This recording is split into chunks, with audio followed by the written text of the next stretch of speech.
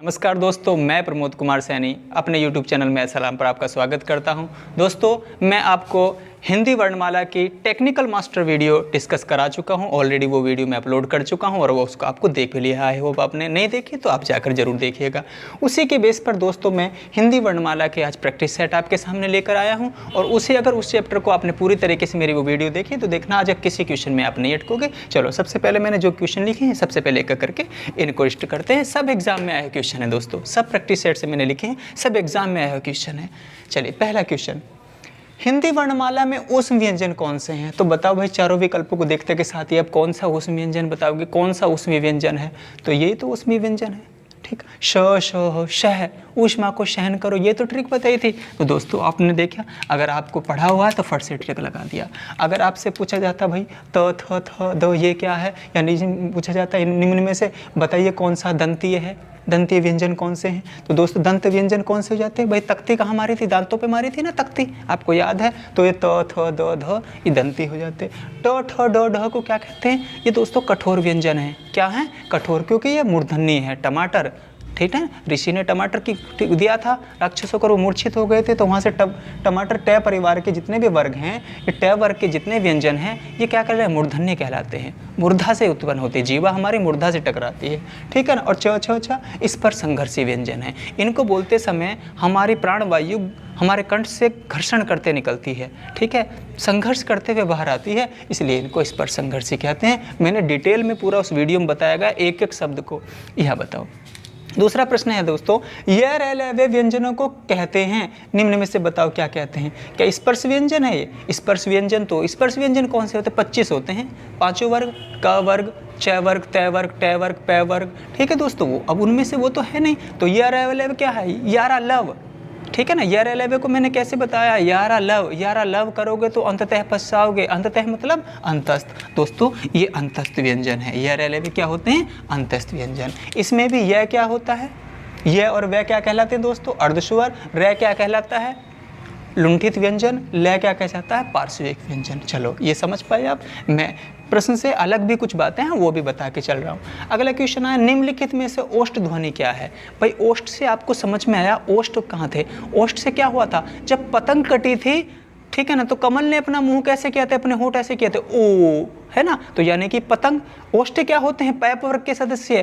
पै वर्ग के व्यंजनों को ओष्ठ कहते हैं, ठीक है ना। पतंग से याद रखना और ओ से। तो भाई पतंग का कौन सा है? पै वर्ग का कौन सा? इसमें पै पतंग फै फल, यही तो है। आप दोस्तों जैसी फै करोगे आपका 1 नंबर पक्का हो जाएगा मित्र। ले क्या है?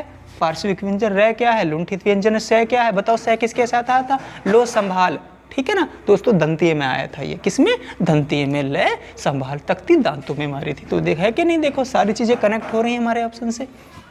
यहाँ पर देखेंगे दोस्तों, जिन शब्दों के अंत में ए आता है उन्हें कहते हैं अनुस्वार कहते हैं। नहीं, ये तो अंक बिंदे से है। अयोगवाह कहते हैं। नहीं दोस्तों, ये विसर्ग है, ठीक है, और अनुस्वार आते हैं इसमें भी।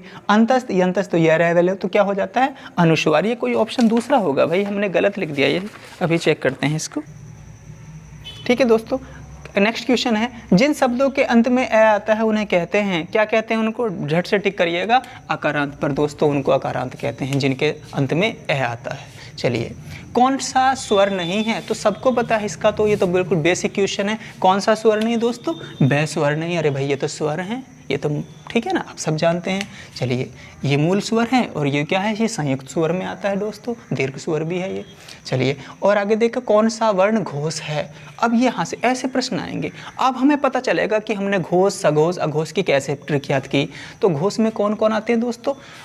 घोष में हर वर्ग का तीसरा, चौथा और पांचवा वर्ण आता था। तीसरा, चौथा और पांचवा। अरे भाई पै तो पहला वर्ण है, पै वर्ग का, ठीक है ना। और घोष आना है दोस्तों, ठीक है ना। तो क्या हो गया? फै, पै पतंग फै फल, ये दूसरा वर्ण है, ये भी नहीं हो सकता।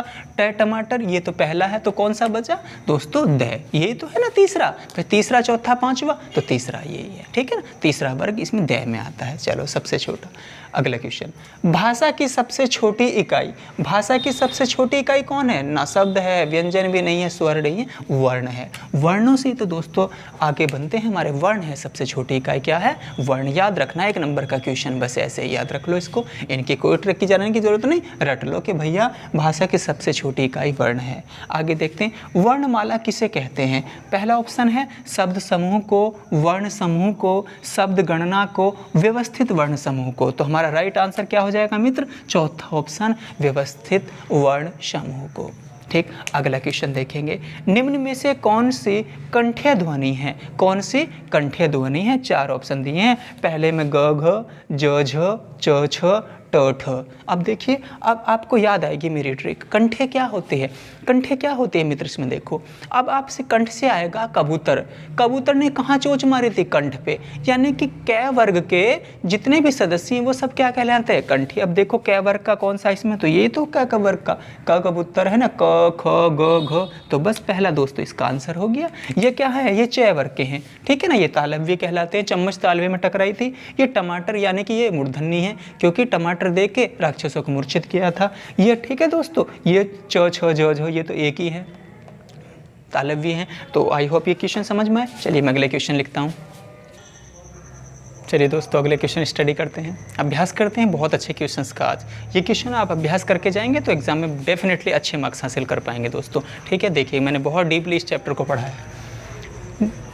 निम्न में से कौन सा अल्प प्राण है। भाई अल्प प्राण कौन होते हैं, पहले वर्ग, प्रत्येक वर्ग का पहला व्यंजन और तीसरा व्यंजन। देखना जरा पहले और तीसरे का कॉम्बो किसके साथ है। ए आई से तो मतलब नहीं, तो स्वर है, ठीक।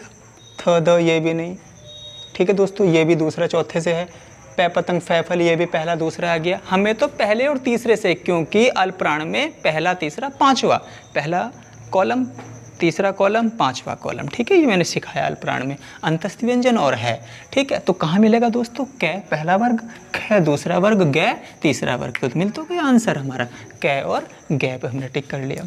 अगला क्वेश्चन है, निम्न में से कौन नवीन विकसित ध्वनियाँ हैं। बताओ दोस्तों इन चारों में से कौन नवीन विकसित ध्वनियाँ हैं। सब एग्जाम में आए क्वेश्चंस में आपको साथ स्टडी कर रहा हूँ, डिस्कस कर रहा हूँ, ठीक है। तो देखिए गज़ल में जो गै लगता है ये सब बाद में उर्दू से लिए गए हैं दोस्तों, ठीक है ना। उर्दू का इम्पैक्ट इन पर है तो हमने यहाँ से टिक कर दिया, ये नवीन विकसित ध्वनियाँ हैं।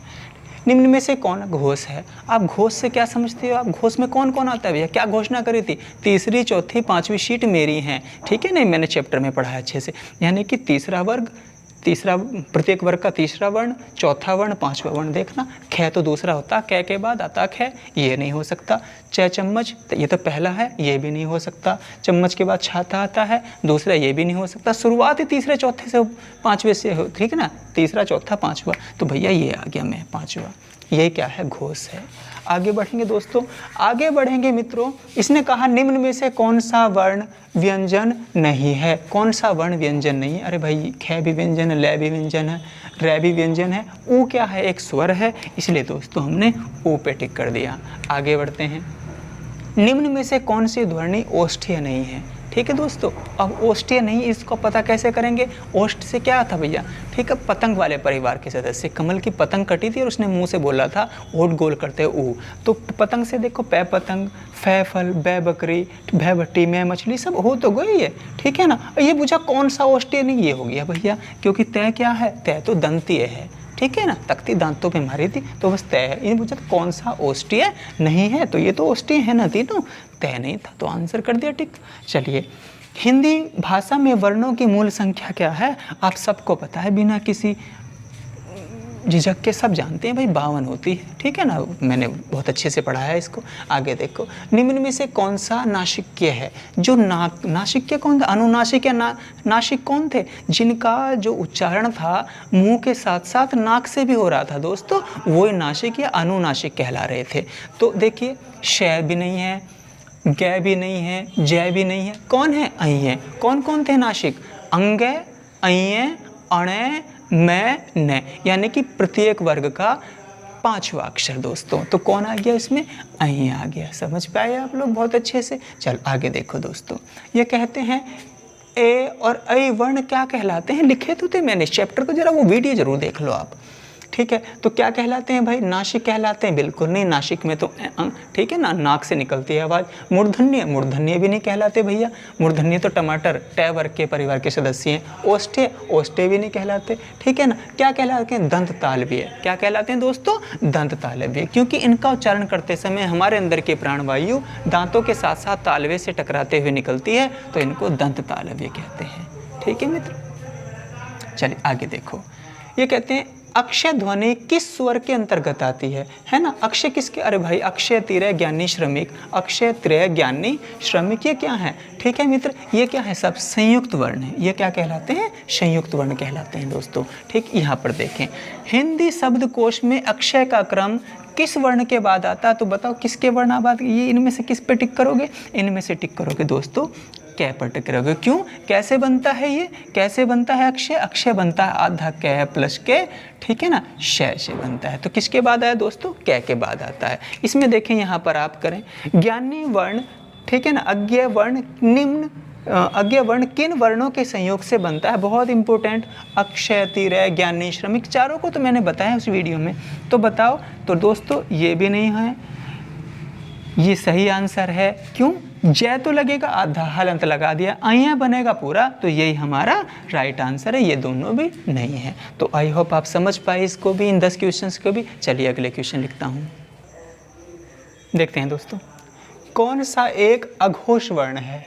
भाई ये भी घोष है, ठीक है ना, तीसरे चौथे पांचवें में आता है ये भी घोष है भी घोष वालों के साथ आ जाता है ना। तीसरी चौथी सीट पर मेरा, अंत की सीट पर मेरा कब्जा है, तो है भी, तो सह बचा दोस्तों, क्योंकि सारे के सारे उसमें किस में आ रहे थे? अघोष में आ रहे थे, तो सह बचा। इसका राइट आंसर क्या है? सह, ठीक है ना। पूरी डीपली से उसको देखना तो समझ में आएगा। घ का उच्चारण स्थान कौन सा है? घ। अब पहले तो देखो, घ का उच्चारण स्थान घ होने से है ना, कै कबूतर, ख खरगोश, गया कमला, घ घड़ी, यानी कि कौन सा भाई? कै के, ये कै वर्ग का ही तो सदस्य है, कै वर्ग का व्यंजन है ये। तो क, ख, ग, घ, यानी कि कै वाला क्या था? कै वाला था भैया जो कबूतर ने चोंच मारी थी, कहाँ? कंठ पे। तो दोस्तों ये क्या हो गया? कंठ हो गया, कंठ से निकलती है इसकी ध्वनि। बस आंसर हो गया, ऐसी तो जोड़ रखी, और कुछ ये थोड़ा रहता है तेरे तरीका। निम्न में से कौन सा संयुक्त व्यंजन है? निम्न में से कौन सा संयुक्त व्यंजन है? तो दोस्तों ज्ञानी संयुक्त व्यंजन है, बहुत अच्छे से जानते हैं आप। उच्चारण की दृष्टि से कौन सा वर्ण दंतीय है? यानी कि जो दंतीय नहीं है, दंतीय नहीं। दंतीय से कौन सा था दोस्तों? तख्ती जो दांतों पे मारी थी, यानी कि परिवार के तय, तरबूज, थे, थन, दय, दवाद, दह, धनुष, नैनल। तो ये हो गया कौन सा? टमाटर बचा, जो कि क्या है? मूर्धन्य है। बस यही नहीं है भाई, टमाटर ही नहीं है, टय नहीं है, क्या दंतीय? वो मूर्धन्य है। कौन सा अमानक वर्ण है? तो दोस्तों ये अमानक है, ये मान्य नहीं है, ये भी आप जानते हैं अच्छे से। देखो, अक्षय वर्ण किसके योग से बनता है? तो सब बहुत अच्छे से आपको पता है, ना ये है, ना ये है, ना ये है। कौन सा दोस्तों? कै पे हलंत प्लस शय, पेड़ चिरा शय। यहाँ पर देखो, हिंदी वर्णमाला में स्वरों की कुल संख्या सब जानते हैं, 11। बहुत बार ये प्रश्न रिपीट होता रहता है इजी होने के बावजूद भी। ठीक, निम्न में से कौन सा स्वर नहीं है? कौन सा? ये भी स्वर है, ये भी स्वर है, ये भी स्वर है, लेकिन ये अयोगवाह है दोस्तों, यही स्वर नहीं है। इसी पे टिक करके आंसर बनाएंगे। आगे देखो, निम्न में से कौन सा टै वर्ग का नहीं है? तो टमाटर में टै में क्या आता है? ट, ठ, ड, ढ, अण, ठीक है ना। ये घ नहीं है। घ किस में आता? कै वर्ग में। क, ख, घ, ये क्या है? कै वर्ग, यानी कि कंठीय। और ये टमाटर क्या है? ये मूर्धन्य है दोस्तों, ये मूर्धा से होता है उच्चारण इनका, ये तीनों। तो ये क्या ना, ठीक है, ये टै वर्ग का नहीं था, इस पे टिक कर दिया।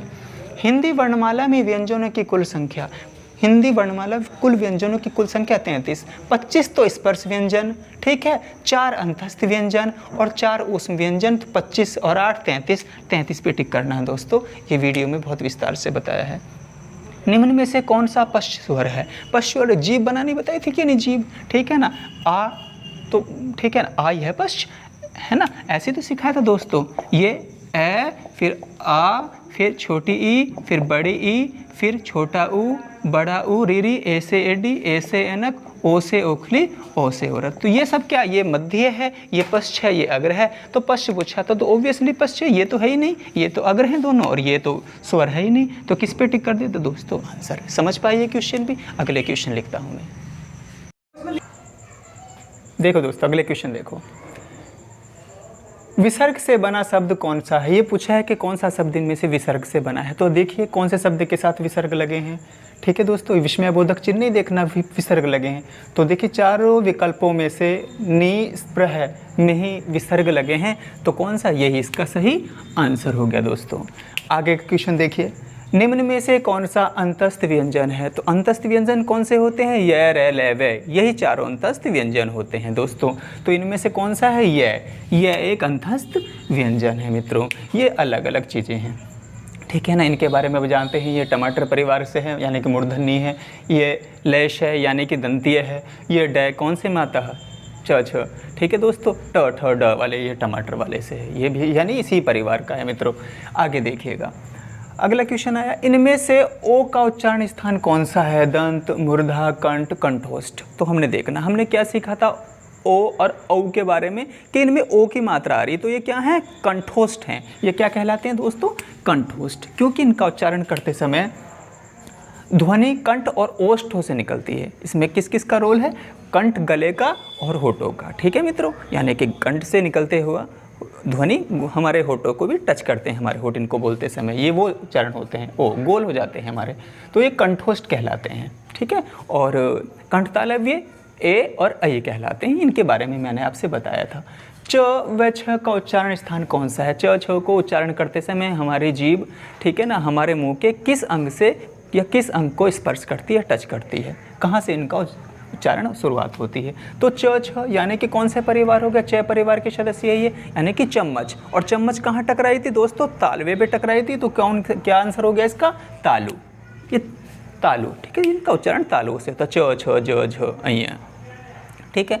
आगे देखिएगा, ये कै गे जैफ है के बीच में दोस्तों इनके नीचे एक कोमा सा बिंदु लगा है, पॉइंट लगा है। तो ये उर्दू शब्द हैं। अरबी फारसी शब्दों में इनका है गज़ल, कागज़, ठीक है ना। कागज़ नहीं कहेंगे या गज़ल नहीं कहेंगे, कागज़, गज़ल। तो थोड़े से भारी आवाज़ के साथ इनका उच्चारण होता है। तो ये कौन सी संस्कृत में नहीं है, ऐसे अंग्रेजी दक्षिण भाषा में ये सब नहीं है, अरबी फारसी में है। कॉमन क्वेश्चन है मित्रों।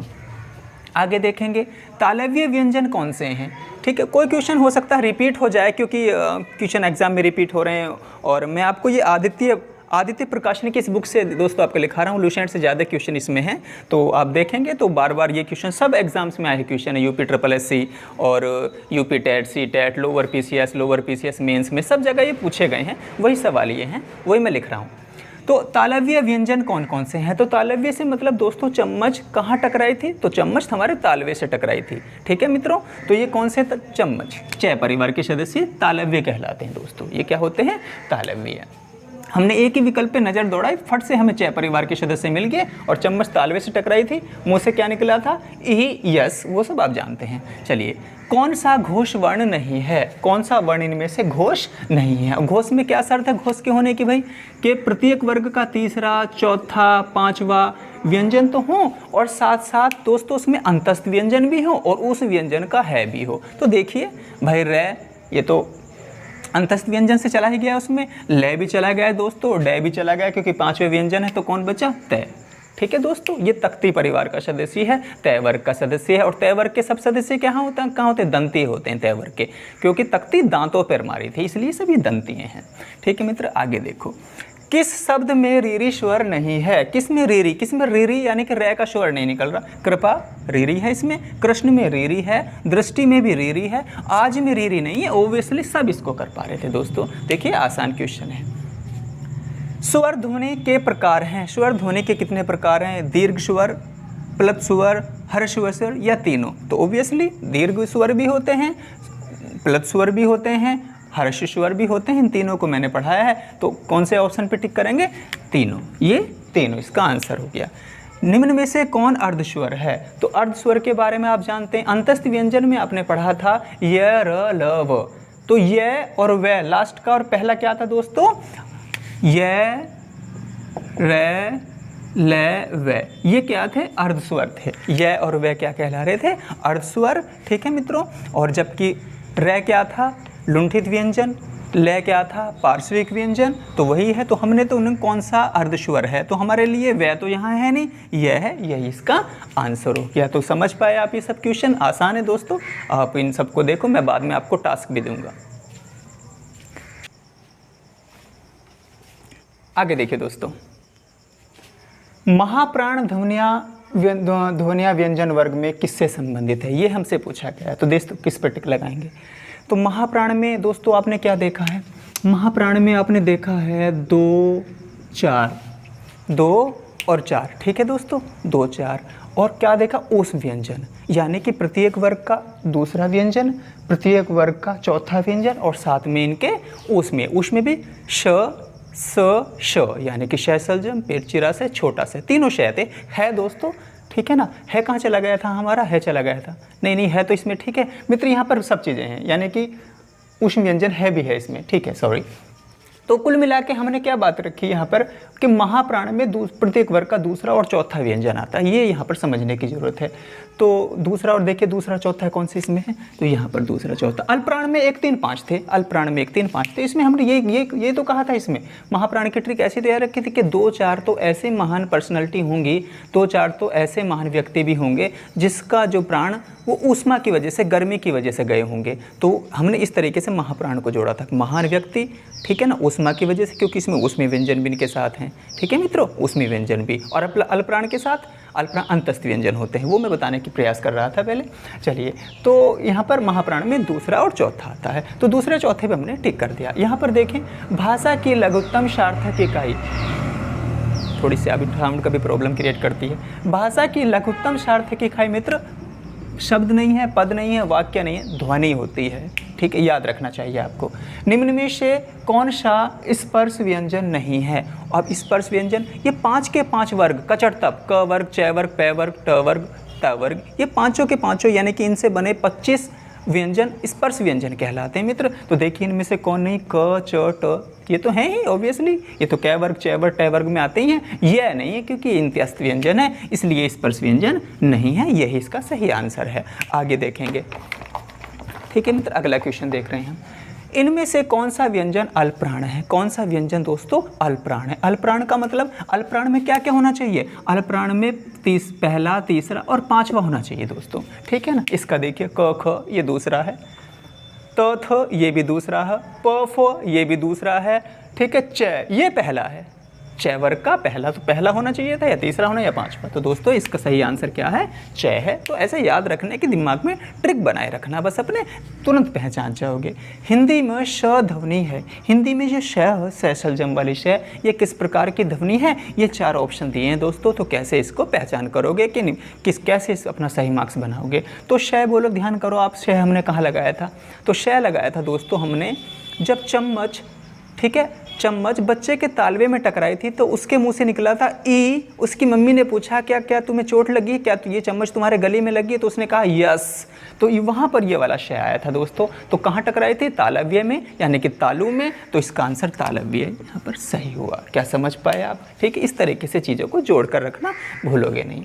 निम्न में से कौन ओष्ठीय नहीं है। कौन ओष्ठीय नहीं है, देखिए दोस्तों कौन ओष्ठीय नहीं है, ये सब ओष्ठीय हैं। ओष्ठ है ना, ओष्ठ समय तो क्या होता, पैर, पतंग उड़ाते समय उसके होठों को, उसने ओष्ठों को अपने गोल किया था, ऊ की आवाज़ निकली थी, ऊ की, यानी कि ऊ भी है, प फ ब भ म भी है, ठीक है दोस्तों। तो कौन नहीं है, आ नहीं है। आ क्या होता है, आह कब भरी थी, कंठ, ये दोस्तों कंठ से निकलती है, ये कंठीय है। आ क्या है, कंठीय, यही ओष्ठीय नहीं है, यही हमारा सही आंसर है, ठीक है। इसके बारे में पूछिए तो ये क्या, आ और विसर्ग है वाला, ये क्या कहलाते थे, कंठीय। ये कंठ में, जब कबूतर ने कंठ पे चोंच मारी थी, ठीक। यहाँ पर देखें, घ का उच्चारण कहाँ से होता, घ।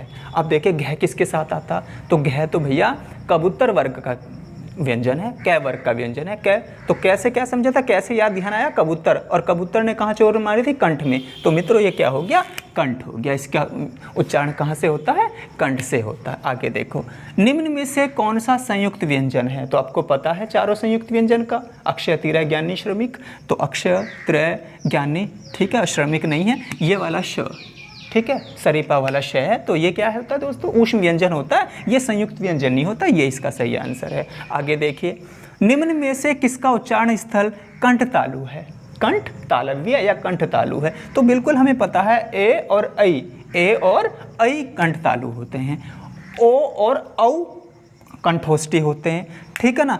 च छ ज झ, ठीक है, चम्मच कहाँ टकराए थे, तालव्य में, तो ये तालव्य होते हैं। और है तो किसके साथ है दोस्तों, ओष व्यंजन है, तो है ना, श श ह, ये शह से, तो इन चार सब के बारे में आप अलग से जानते हैं। चलिए मैं अगले क्वेश्चन लिखता हूँ, समझ पे तो आ रहे होंगे आपके, ठीक है दोस्तों। अगले क्वेश्चन लिखता हूँ, अगले क्वेश्चन देखते हैं दोस्तों, देखिएगा। चलिए आगे और देखते हैं। और ये मैंने 60 क्वेश्चन लिखे हैं दोस्तों। वीडियो के एंड में आपको अपना स्कोर कार्ड भी बताना है मुझे, 60 में से आप कितने मार्क्स मुझसे पहले सोचकर बना सकते थे और कितने आपके सही निकले। मेरे बताने से पहले आप आइडिया लगा लेते हैं दोस्तों, तो कमेंट बॉक्स में आपको अपना स्कोर ज़रूर बताना है मुझे।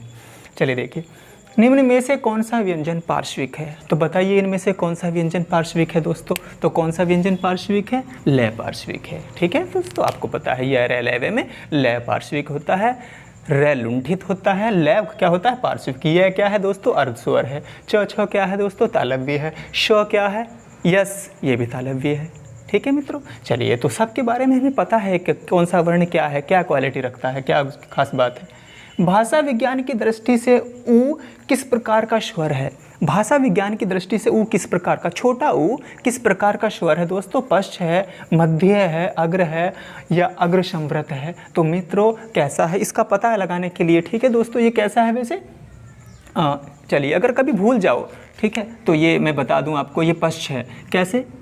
इस तरीके से आप जीभा का निशान बनाओगे और तुरंत अगर कभी भूल जाओ तो कैसे रखना? यहाँ पर मध्य, यहाँ पर अग्र, ठीक है मित्रों। और ये क्या था? पश्च। ये मैंने बनाना सिखाया था वीडियो में। यहाँ पर आप ऐसेनार, यहाँ पे आप आ से आम, यहाँ पे छोटी ई, बड़ी ई, छोटा ऊ, बड़ा ऊ, फिर रीरी को ड्रॉप करेंगे, ए से डी, ए से अनक, ओ से उखली, ओ से औरत। तो बना लोगे ना इस तरीके से आप।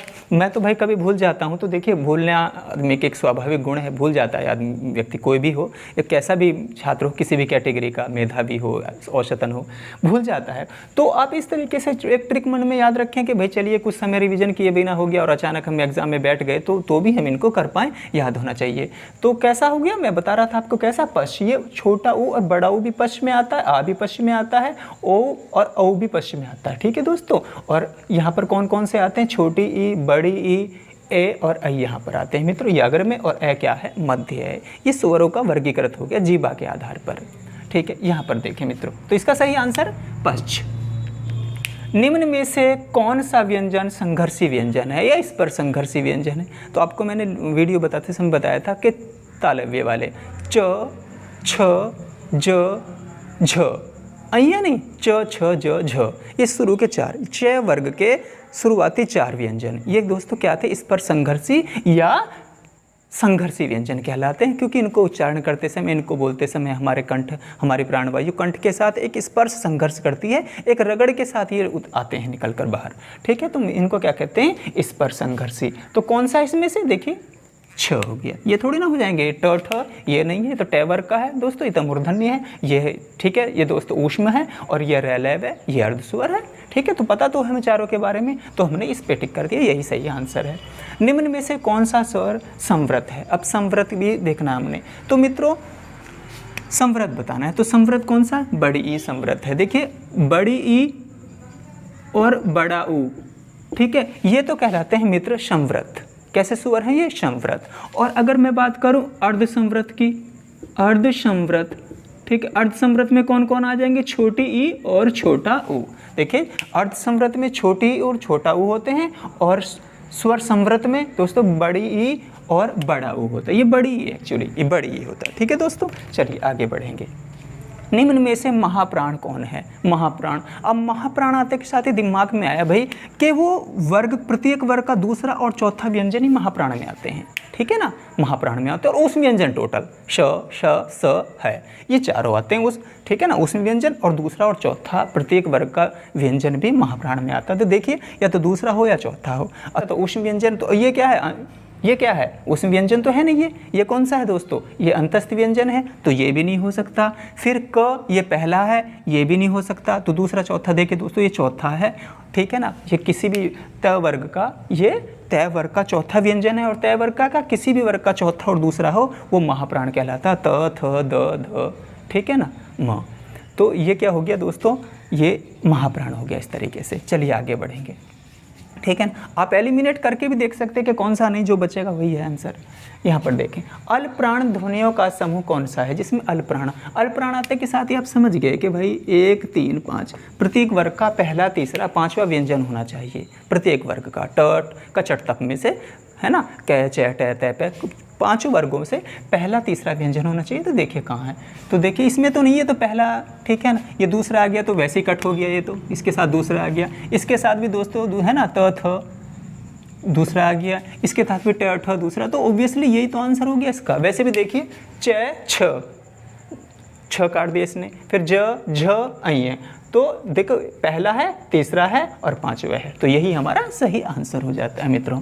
आगे देखिए, हिंदी का स्पर्श, घोष, महाप्राण, ओष्ठीय व्यंजन ध्वनि कौन सी है? ये क्वेश्चन ठीक ठाक है, थोड़ा सा सारी बातें सारी क्वालिटी होनी चाहिए उसमें। घोष का मतलब वो तीसरा चौथा या पांचवा व्यंजन होना चाहिए, महाप्राण का मतलब वो दूसरा और चौथा होना चाहिए, ठीक है। ओष्ठीय का मतलब वो पतंग परिवार से होना चाहिए, पै वर्ग का होना चाहिए, क्योंकि पतंग उड़ाते समय तो उसके होठ गोल हुए थे, प फ ब भ म, ठीक है, इनमें से होना चाहिए। और मित्रों ये सब उसके गुण होने चाहिए। स्पर्श व्यंजन, स्पर्श का मतलब तो ये 5 के 5 वर्ग स्पर्श व्यंजन कहलाते हैं, तो ये गुण तो कॉमनली है ही सब में। अब देखिए कौन सा है, तो भ हो गया कि नहीं, देखो दोस्तों ये नहीं है भाई, उस व्यंजन नहीं चलेगा, ये भी नहीं चलेगा मित्रों, ये भी नहीं चलेगा, ठीक है ना। तो कौन सा हो गया, क्योंकि ये दूसरे वाले आते हैं, ठीक है मित्रों, ये दूसरे में है त थ, ठीक है, दूसरा ये भी नहीं चलेगा। तो कौन सा है, भ देखिए कौन से पे आता है, तो मित्रों ये पै वर्ग में है, क्या है ये, पै वर्ग में। और पै वर्ग के सभी जितने व्यंजन होते हैं वो ओष्ठी होते हैं, प फ ब भ, और फिर जो चौथा भी है, तो चौथा होने की वजह से ये महाप्राण भी हो गया, चौथा होने की वजह से ये घोष भी हो गया, तो इसका सही आंसर भय है। इस तरीके से आपको एग्जाम में ध्यान रखना है। यहाँ से देखें, ज्ञानी, ज्ञानी, ठीक है दोस्तों, वर्ण किन वर्णों के संयोग से बना है, कैसे किन वर्णों के किन व्यंजनों के संयोग से इसका निर्माण हुआ है, ये बना है। तो ग और न ये बिल्कुल नहीं हो सकता, ये हमने पढ़ा है। दोनों के नीचे हलंत, ये बिल्कुल नहीं हो सकता। हाँ, आधा जय प्लस अय, आधा जय प्लस अय, यही इसका सही आंसर है मित्रों, ये भी गलत है, ठीक।